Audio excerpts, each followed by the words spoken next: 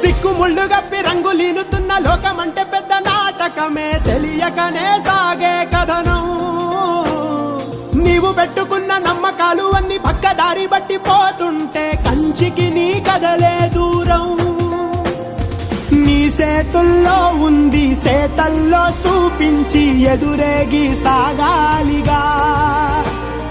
రేపేటవులో తేలాలంటే నువ్వెదురు చూడాలిగా. ఓ